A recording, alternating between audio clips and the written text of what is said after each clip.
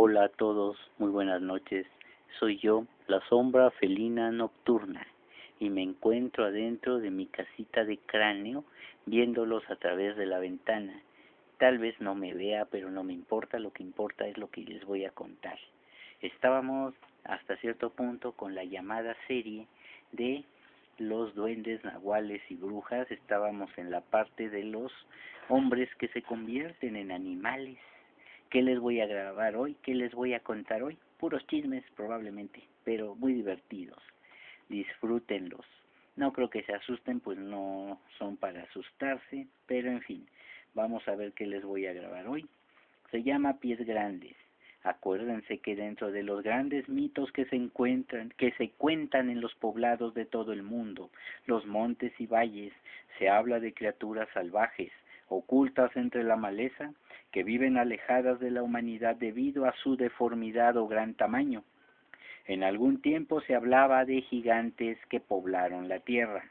Uno de estos eslabones perdidos, el más famoso tal vez de todos ellos, es una criatura que desde hace muchos años conocemos como Pie Grande.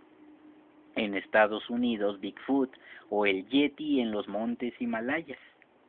Este gran animal o semihumano vive en las alturas nevadas del Himalaya y también en los grandes bosques de los Estados Unidos, Canadá y tal vez en algunas partes de la Sierra Madre de Puebla, de México, mejor dicho, lo que son esos estados grandotes, Baja California, Sonora, Chihuahua, Coahuila. Probablemente haya, probablemente, no sé. Allí hay más historias de nahuales, pero tal vez pudiera tratarse de alguno de estos. Se dice que este gran animal vive en grandes alturas nevadas del Himalaya y se llama Yeti. En el Tíbet se cuentan historias asombrosas sobre este ser, aunque a decir verdad esta leyenda ha servido solo como una atracción turística, pues hasta ahorita no ha habido una prueba de su existencia. México no se queda atrás con leyendas de este tipo y también cuenta con relatos de seres abominables, ocultos en las montañas y los bosques de nuestro país. Vamos a ver algunos. Esta leyenda se llama el Coatlacas, así como suena, Coatlacas de los bosques. Esta historia fascinante que se cuenta surgió en los tupidos y densos bosques del norte de la Sierra de Puebla, para acabarla. Se dice que allí habita un extraño ser al que los habitantes de la región llaman el Coatlacas de los bosques. Mucha gente dice haberlo visto y nos han contado lo que atestiguaron. Vamos a ver qué sucede entonces con esta situación. Las personas que han podido ver esta criatura la describen como una especie de hombre de las cavernas de gran tamaño y aspecto salvaje, y cubierto totalmente de pelo oscuro y enmarañado. Su estatura, según se dice, rebasa los 3 metros y su comportamiento es sumamente hostil contra todos los intrusos que van a los bosques con la finalidad de talar árboles para el comercio de madera. Pues yo creo que ahorita con esta crisis el mugre Coatlaca ya se debe haber convertido en un cochino talamontes, pues es la primera vez que yo también oigo esta historia. Esta leyenda comenzó a circular después de que unos leñadores partieran como cada ocasión hacia las espesuras de la sierra a bordo de un camión. Era de noche, la luna llena iluminaba los árboles con un tenue tono plateado. Se dirigieron al sitio para talar árboles cuando de pronto escucharon unos fuertes rugidos que no parecían de felinos o de algún otro animal salvaje de los que comúnmente andan en los bosques y los montes. Más bien parecían ser como de un gorila o algún otro animal similar. No obstante, ellos continuaron su viaje pues ya estaban acostumbrados a lidiar con diversos tipos de animales salvajes. Poco a poco se fueron internando más y más en la espesura del bosque. Al llegar al lugar donde iniciarían su labor, descendieron del camión con grandes sierras y cortadoras de motor para jalar los gruesos troncos, y los temibles gruñidos aún se escuchaban. No solamente se cuidaban de los animales, la operación que llevaban a cabo era ilegal. Ay, cuando no, México querido, te amo. Así que debían estar alertas también de los guardias forestales, pues sabían que estaban arriesgándose al talar la madera en esa zona. Esta era la razón por la que se encontraban trabajando de noche, protegidos por las sombras. Después de una ardua jornada que duró casi toda la noche, aseguraron los troncos recién cortados al enorme camión y encendieron una fogata. A manera de campamento se instalaron en la zona para descansar un poco y esperar a que amaneciera, lo que facilitaría el regreso a la ciudad con la preciada carga. Al cabo de unos minutos, en medio del silencio de la noche, en medio del silencio del bosque talado, se escucharon de nuevo los rugidos, pero esta vez pudieron oírlos más cerca y con más fuerza que antes. Una ligera lluvia comenzó, confundiendo aún más a los talabosques que ya se sentían un poco atemorizados. Algunos de ellos trataron de averiguar de dónde provenían los rugidos, así que se armaron de valor y se alejaron un poco de la fogata que habían encendido para acampar.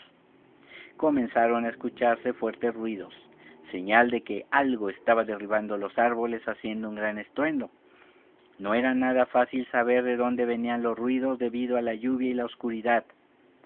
Tal como en una película de terror, un relámpago iluminó el cielo, mostrando la imponente figura del Cuauhtlacas. El monstruo apareció enfurecido, derribando todo a su paso. A unos 10 metros de distancia de donde se hallaban los asustados leñadores se detuvo, mirándolos de una forma enigmática, tal como si les reclamara el haber profanado sus dominios. Con impresionante fuerza el extraño ser, solo con sus manos arrancó un enorme árbol, mismo que levantó sobre su cabeza para después arrojarlo sobre el camión, dejando totalmente aplastada la cabina. Volvió a rugir con toda la fuerza que le era posible y trató de arrancar otro árbol. Bueno, aquí yo digo, ¿para qué carajo se enfada este monstruo con los talamontes si aquí por lo que veo él ya arrancó un árbol y por lo visto iba a arrancar otro? Como que esta historia pues está muy rara, ¿no? A pesar de estar estupefactos con el aterrador espectáculo que estaban presenciando, algunos leñadores llegaron a dispararle al cuerpo, pero parecían no sentir nada con las balas. Otros optaron por correr dejando abandonada la carga. Al final, mirando que no podían dañar al monstruo, todos salieron despavoridos mientras que a lo lejos se escuchaban estruendosos rugidos del Cuauhtlacas y también los golpes que propinaba al ya aplastado camión. Corrieron hasta casi perder el sentido, hacia la carretera donde encontraron a los guardabosques, quienes al pedir explicaciones no creyeron en la historia y arrestaron a los taladores clandestinos que se hallaban sumamente asustados. Cuando los guardias llegaron al lugar a corroborar los hechos, no encontraron rastro alguno de la bestia. El camión se hallaba totalmente destruido, pero no había un solo tronco en él, tal como si nunca hubiesen cortado ningún árbol. Jamás creyeron la historia del monstruo que los había atacado. Al no haber prueba alguna de sus actividades, los leñadores fueron liberados. Sin embargo, nadie cree aun que de verdad fueron atacados por el temible Cuauhtlacas, aunque hay gente que dice haber escuchado sus potentes rugidos en medio de la espesura del bosque. La verdad detrás de este misterio tampoco será revelada fácilmente. Quizás se trate de un guardián que celosamente protege el entorno donde se halla oculto. Se dice que solo la gente que ha tratado de cortar árboles ha sido atacada por esta bestia y que pocos han sobrevivido para contarlo. Es solo una leyenda más.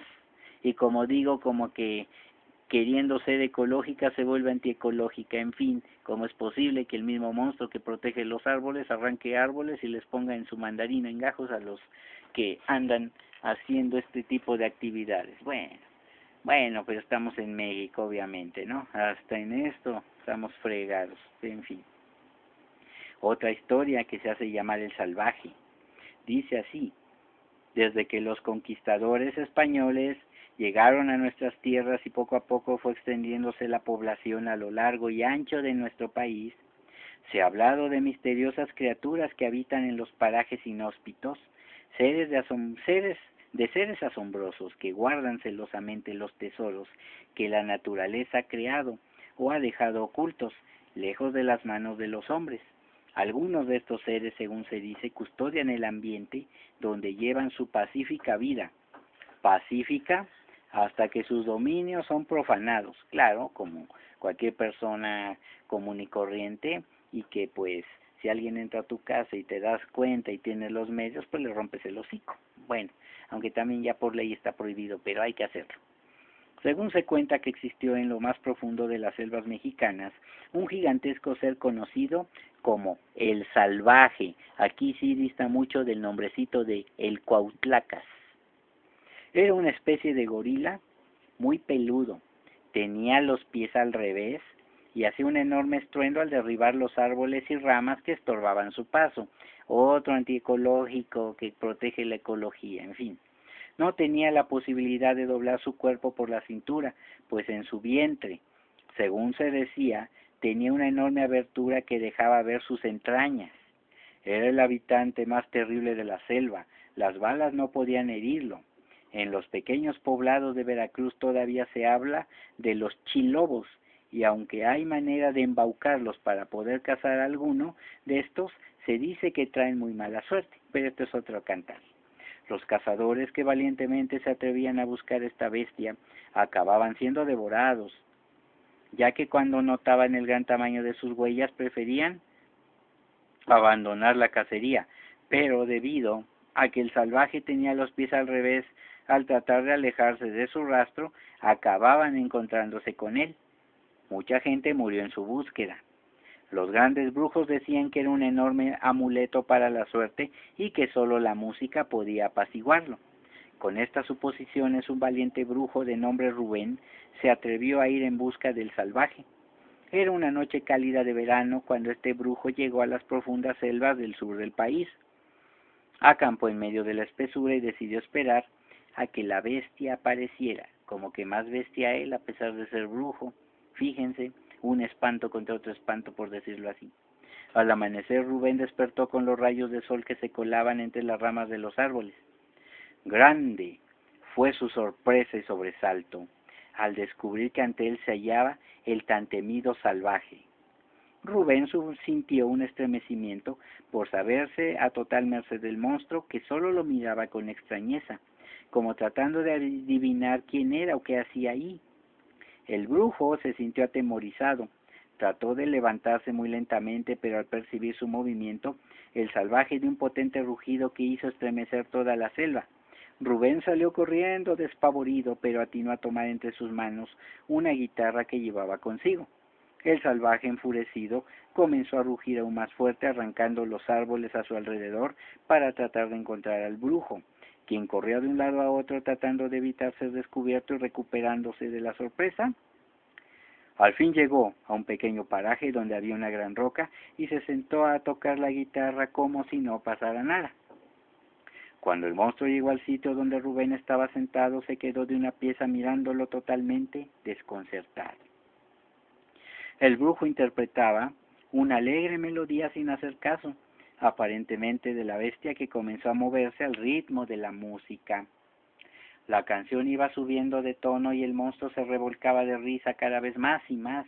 Cuando el salvaje estuvo tirado en el piso entre carcajadas, sosteniendo las tripas que amenazaban salir de su abierta piel, de súbito Rubén soltó la guitarra y sacó un filoso machete, y sin dar tiempo a nada más le cortó la cabeza al monstruo. La noticia de que Rubén el brujo había cazado al salvaje corrió como reguero de pólvora por todo el poblado. Los habitantes de la selva no parecían muy alegres con la noticia, pues presagiaban calamidades. Fíjense, es brujo y se supone que los brujos tienen una gran sabiduría referente a muchas cuestiones que en sus regiones se cuentan, pero también, como les he dicho en otras partes, pues obviamente les falta también un poquito de ciencia moderna, pero en fin, esta es otra cosa. Por su parte, Rubén había sido alabado por la gente del pueblo, que ahora lo respetaba por su valor y fuerza, al haberse encargado él solo de tan temible bestia. Recibió muchos regalos y se casó con la mujer más hermosa de aquel lugar. Al pasar algunos días comenzaron a suceder ciertas desavenencias en el pueblo. Oigan, oigan esos ruidos. Alguien está rasguñando. Algo está rasguñando. Nomás para que oigan, oigan, como si estuvieran tocando la puerta de madera. Pero en fin, esto es otra cosa. Una gran sequía azotó el lugar y todas las cosechas se malograron. La pequeña presa no pudo dar abasto a la gente porque inexplicablemente el agua se echó a perder como si se pudriera. Los niños se enfermaron y maldecían. La gente no tenía alimentos y comenzaban a maldecir su suerte. Otros brujos, llenos de envidia, claro está, culparon a Rubén de todos los males, pues afirmaban que por haber matado al salvaje habían ocurrido todos esos problemas. La gente se convenció de ello y una noche partieron hacia la choza del brujo a orillas de la selva.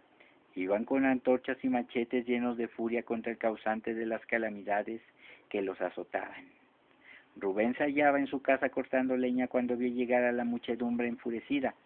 Corrió a encerrarse, pero comenzaron a quemar su choza y tuvo que salir de ella a toda prisa junto con su mujer.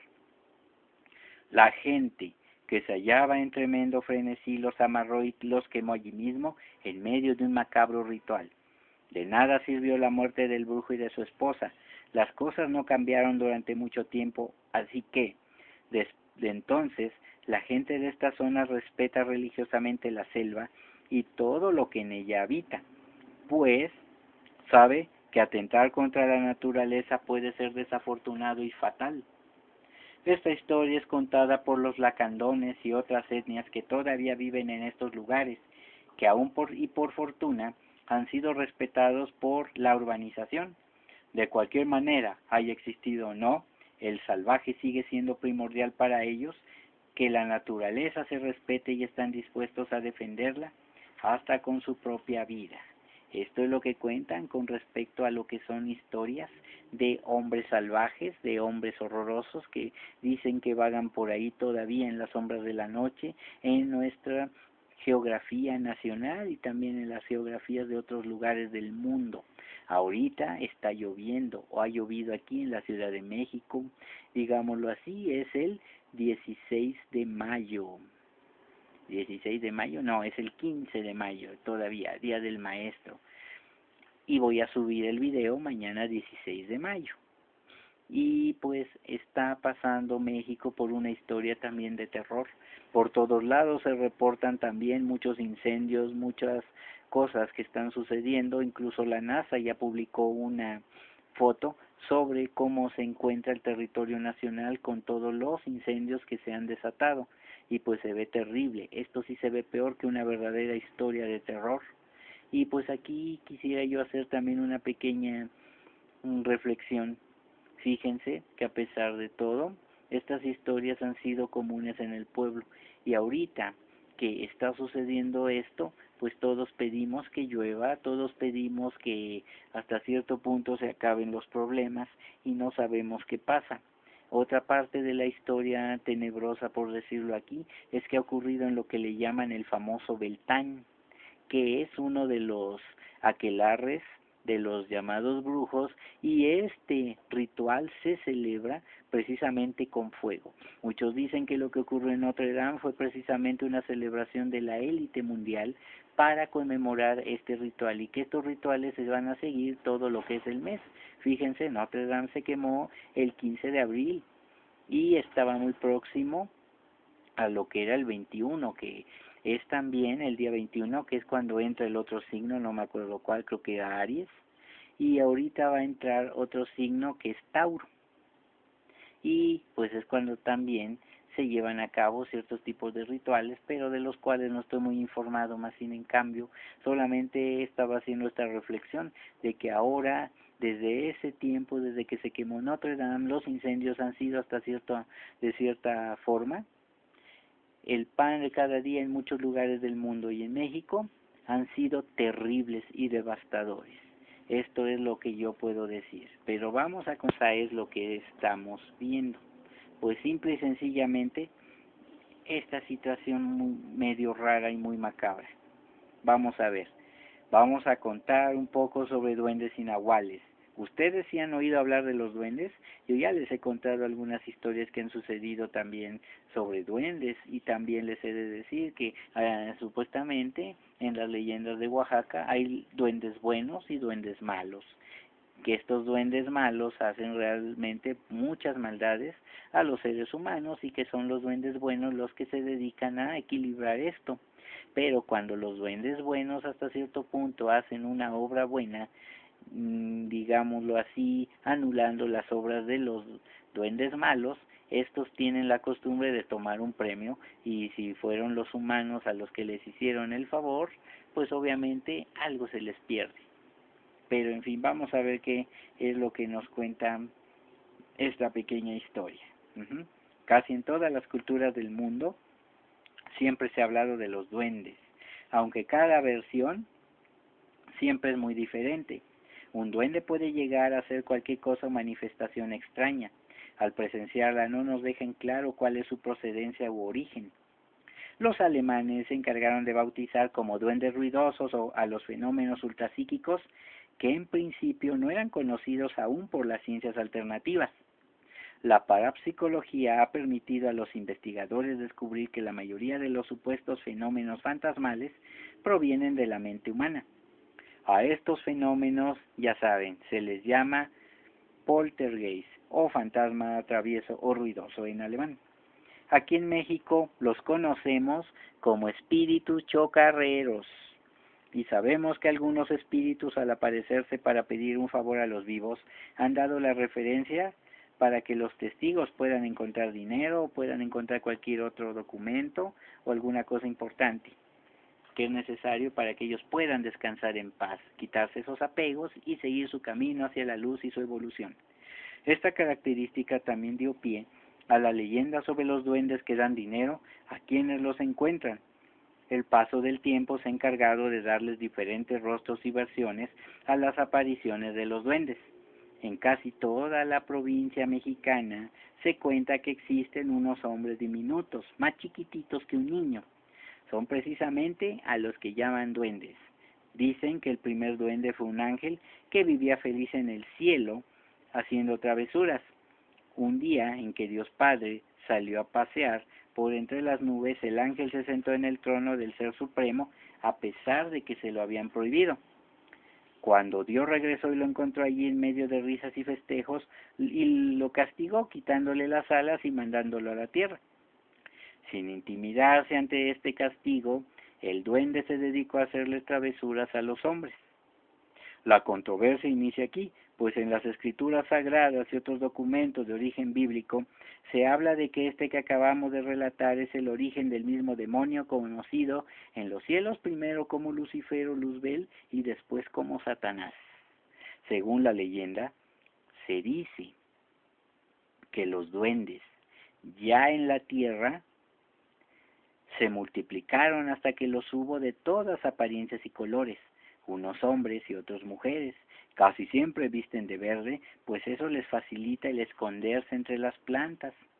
A veces juegan a volverse invisibles, viven en cuevas cercanas a donde hay agua, entre barrancas y despeñaderos. Los duendes son los señores del monte, los dueños de los árboles, las plantas y los tesoros escondidos.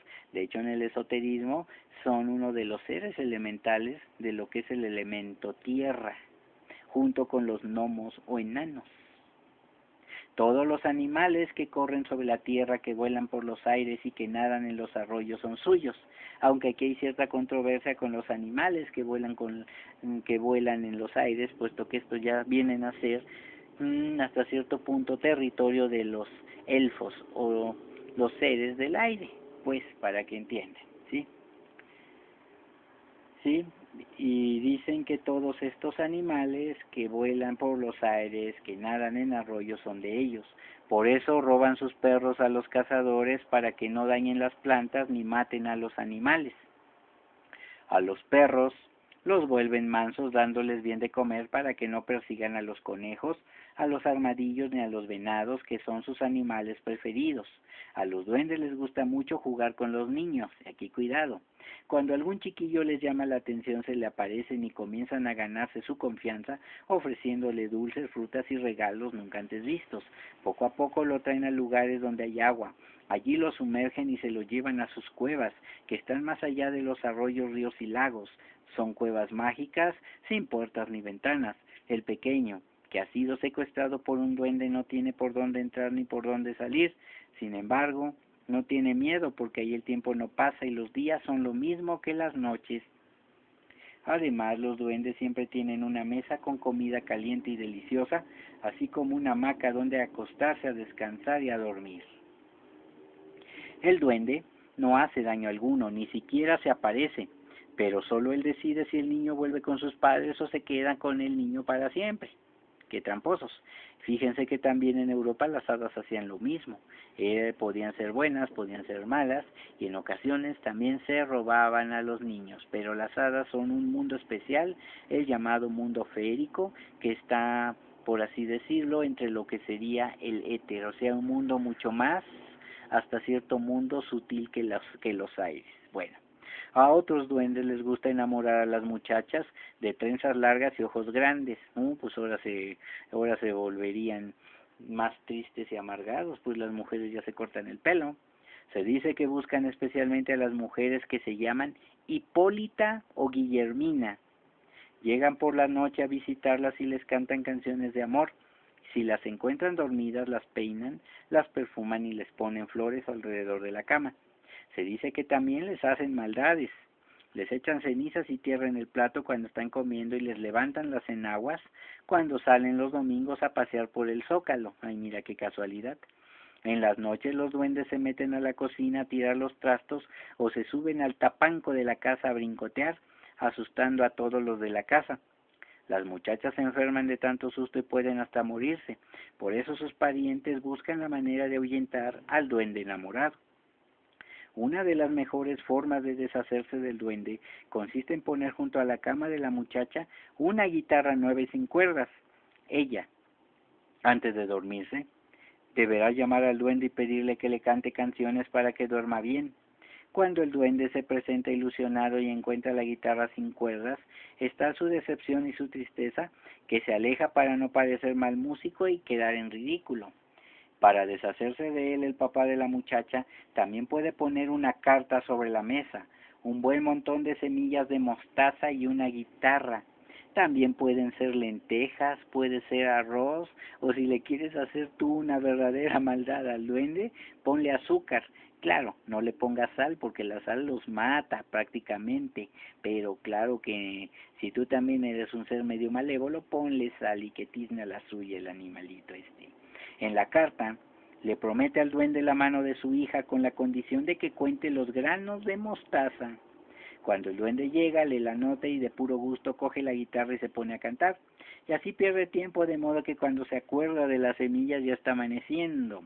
Entonces trata de apurarse, pero son tantas y tan chiquitas que se hace bolas y acaba por aventar todo y salir corriendo, puesto que ellos no soportan lo que es la luz del sol, digamos de manera directa. Por eso es que prefieren los lugares oscuros.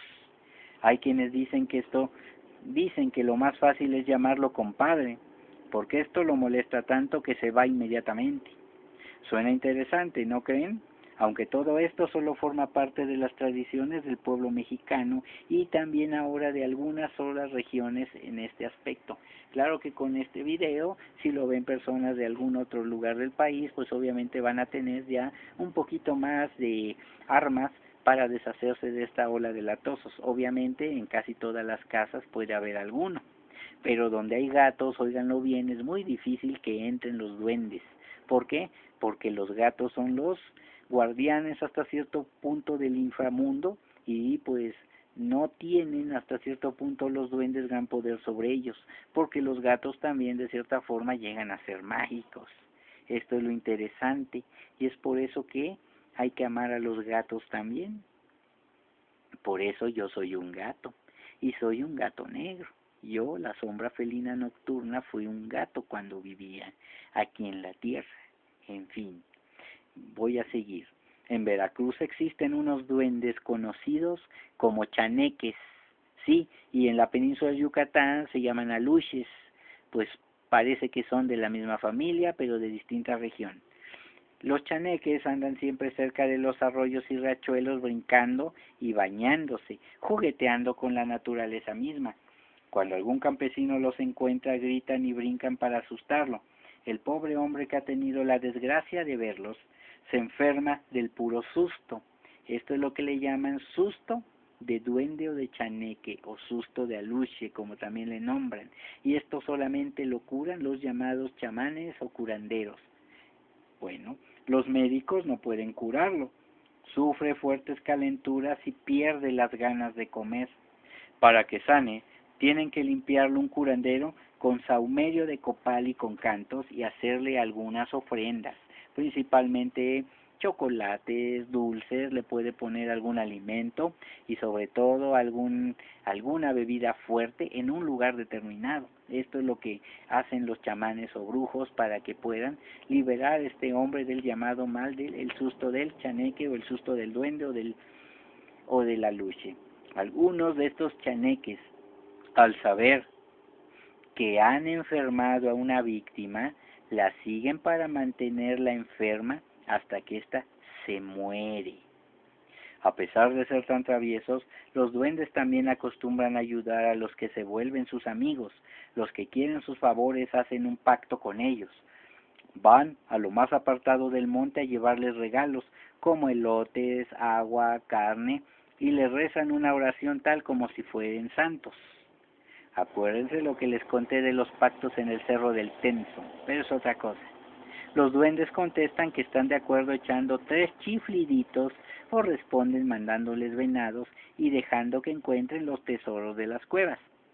La Chinantla de Oaxaca es una zona montañosa de este gran estado, en la cuenca del río Papaloapan que comparte también con el estado de Veracruz. En los bosques, entre las matas de café sobre los puentes colgantes se habla en voz baja de chaneques y de la gente del agua, de nahuales que viajan sobre nubes. Ahora les voy a contar por último un pequeño cuento que narraron en su lengua los viejos chinantecos de Santa Cruz, Tepetotutla y Usila. Vamos a ver qué cosa es lo que nos dice el cuento del chaneque. Va a ser la última historia que por esta noche les voy a contar. Si se fijan, estas historias no dan miedo, dan un poco de escalofrío. Imagínense encontrarse con uno de estos seres a la puerta de su hogar y que les diga: hola, ¿cómo estás? Te vengo a malfregar. Eso sí estaría bueno, ¿verdad? Pero en fin, cuento de un chaneque. Una anciana y su nieto habitaban en un rancho. En los alrededores vivía un chaneque que les robaba la comida cuando salían de la casa. Un día la abuela fue a cortar las hierbas, pero cuando regresó ya no encontró a su nieto. Le preguntó al chaneque si lo había visto y éste le contestó: por ahí vi que se fue. La abuela buscó y buscó al niño y no lo encontró. ¿Qué le pasaría?, se preguntó. ¿Se lo comería el chaneque? Fíjense cómo van las leyendas y las creencias. Fue al pueblo a avisarle al papá del niño y juntos regresaron al rancho. Todavía andaba por ahí el chaneque. Ayúdanos a recoger la leña, le dijeron, y la pones cerca de la casa. Al anochecer todos se fueron a dormir. El chaneque se estiró las orejas y se le hicieron tan largas que una la dobló para utilizarla como almohada y con la otra se tapó. Ay, mira. Cuando la abuela vio que el chaneque dormía, encendió la leña y huyó con su hijo. Me estoy quemando, gritó el chaneque. Me quemo arriba, me quemo abajo, me estoy quemando. La abuela y su hijo se escondieron en la copa de un árbol. Cuando los otros chaneques oyeron las quejas de su compañero, vinieron corriendo. Recogieron las cenizas del chaneque quemado, se las comieron y así revivió el chaneque. La abuela y su hijo se fueron al pueblo y nunca jamás regresaron al rancho. Aquí termina el cuento. Como este, hay muchas historias que se cuentan de los famosos duendes y chaneques. Entre los escritos que quedaron como vestigios de la cultura maya, se habla de pequeños duendes que eran conocidos como aluches. Estos eran bondadosos y poseían cualidades mágicas. Podían ser creados por el hombre, haciendo un muñeco con una extraña mezcla de barro con miel. Después, por medio de algunos conjuros, les daban vida. Esto sería más o menos una variación mexicana de lo que es la leyenda judía del famoso golem, aquel que crea un rabino o un cabalista muy experto en esto y lo crea con ciertos conjuros mágicos también, pero el cual va creciendo y creciendo y creciendo y se puede hacer tan grandote y peligroso que al final lo tienen que matar. Y el golem solamente logra ser muerto si le borran la palabra Emé, que significa vida en hebreo, y le ponen otra letra, que creo que es la T, que al final significa Emet, que significa muerte. Y así es como se muere el golem, solamente que al morirse se va deshaciendo y como ya es tan grande, aplasta al cabalista que le dio la vida. En fin, más o menos así es como sería la historia. La labor de estos duendecillos, los aluches, era proteger los cultivos y sembradíos, evitando que las sequías, los animales u otras personas destruyeran la cosecha. Los aluches eran nobles y podía confiarse en ellos. Cuando el agricultor ya no los necesitaba más, debía destruirlos, pues de lo contrario causaban problemas para la siguiente siembra. No todos los duendes son amigables, algunos son traviesos y maldosos otros inclusive son mortales. No olvidemos que solo son leyendas, algunas cuentan hechos chuscos, curiosos o agradables, pero no siempre las historias sobre apariciones de duendes son gratas. Acuérdense la que les conté de mi tío Juan, pobrecito. La metafísica es una filosofía desarrollada para explicar el flujo de la existencia de todo ser viviente en el universo. Contiene reflexiones muy interesantes sobre la existencia y manifestación de Dios como un ser supremo, Padre y Creador de toda la naturaleza y dueño de todo cuanto existe. Según esta filosofía, cada medio o elemento existente es regido por un ser divino, conocido como Maestro Ascendido. Estoy hablando de la metafísica de la que habla, por ejemplo, Connie Méndez. No estoy hablando de metafísica que viene siendo de la Iglesia Católica Cristiana, en fin, estoy hablando de esa metafísica, pues, bueno, pero también se menciona la existencia de seres pequeños, como los duendes, que se dedican a proteger el equilibrio de todos los reinos de la naturaleza. Estos son los famosos elementales, que están divididos en 4 familias que ya conocemos: el fuego, las salamandras, el agua, las ondinas, fuego, agua, el aire, que son los silfos, y la tierra, que son los gnomos. Pero de esto hablaremos luego. Lo dejamos hasta aquí por esta noche. Hasta luego a todos.